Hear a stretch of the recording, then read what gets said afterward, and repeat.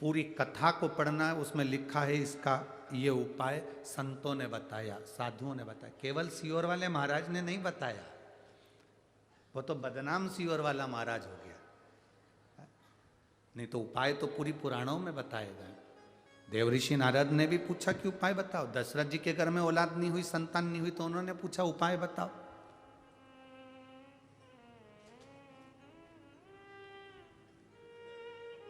गोपियां कहती हैं कि कोई उपाय बताओ।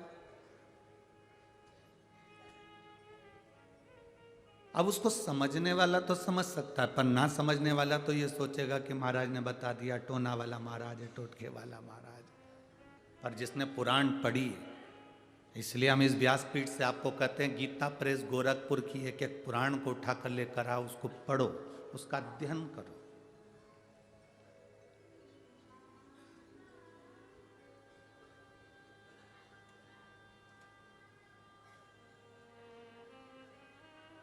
कल एक महाराज जी ने प्रश्न किया, गुरुजी हम पंढरपुर के निवासी हैं, पर हमने नरहरि सुनार की बेटी का इतना बड़ा चरित्र नहीं पढ़ा था। आपने उसका वाचन किया, मालू जी की, मालू बेटी का। आप कौन से पुराण से, कौन से शास्त्र में से लिए? तो हम गीता प्रेस गोरखपुर का दृष्टांत सागर 48 नंबर भाग में से उसको लिए थे, और उसका स्मरण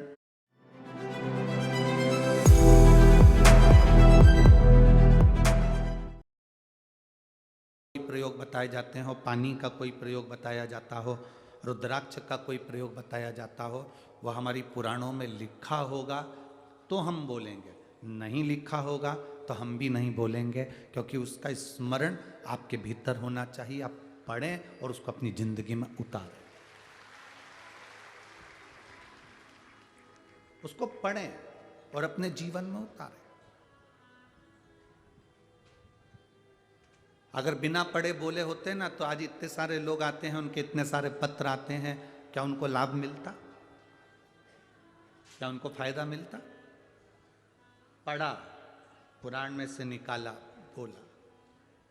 अगर नहीं, एक पत्र आया, देखिए, उसने अपनी रिपोर्ट तक लगाई है ब्लड कैंसर की। ब्लड कैंसर की रिपोर्ट भी लगाई है जिसने पत्र लिखा।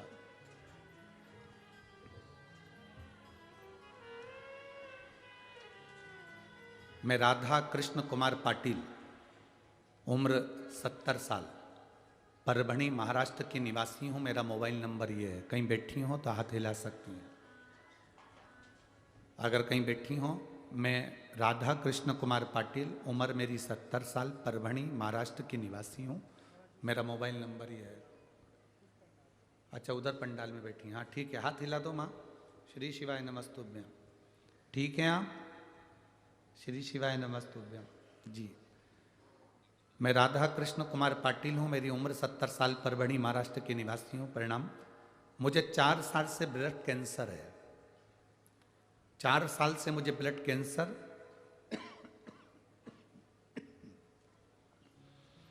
मैंने बहुत औषधियाँ ली, पर दिन पे दिन मेरी तबीयत खराब होने लगी। आप लोग टीवी स्क्रीन पर, आस्था चैनल पर पत्र को पढ़ सकते हो। मैं खाना भी बड़ी मुश्किल से खाती थी, बार बार औषधि उपचार के लिए हॉस्पिटल जाना पड़ता था। जब परभणी के सांसद श्री संजय जी जाधव, उन्होंने परभणी में शिव महापुराण की कथा का आयोजन किया, तब मैं संभाजी नगर में बहुत बीमार थी। उस समय पर मैं एडमिट थी। परभणी की कथा सुनने के बाद मेरे बेटे ने मेरे लिए 1 लोटा जल महादेव को चढ़ाना शुरू किया। मेरा बेटा जाता नहीं था, पर परभणी की कथा में उसको जो विश्वास जागा, उस विश्वास के बाद उसने जल चढ़ाना प्रारंभ करा। मैं संजय जाधव, बंडू जी भैया को धन्यवाद देना चाहूँगी कि आपने हमारी परभणी को शिव भक्ति में डुबोया। हर रोज जल चढ़ाकर मुझे शिवलिंग के दर्शन मोबाइल से करवाता था, आपकी कथा मोबाइल पर सुनाता था।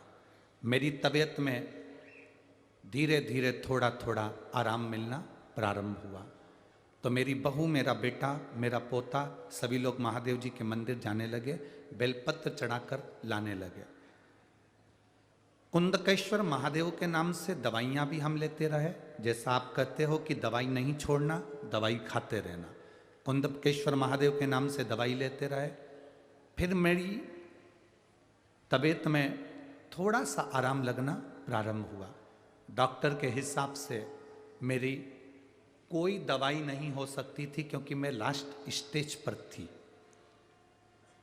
ब्लड कैंसर के लास्ट स्टेज पर मैं थी। और मेरी सारी दवाइयाँ उस समय पर डॉक्टर ने कह दिया था अब इनकी केवल सेवा करो। पर बाबा शिव शिव है, मेरे बाबा ने ऐसी कृपा कर दी, मैं एक बेलपत्री खाने लगी, शिवजी पे चढ़ा हुआ जल पीने लगी, श्री शिवाय नमस्तुभ्यम जपने लगी।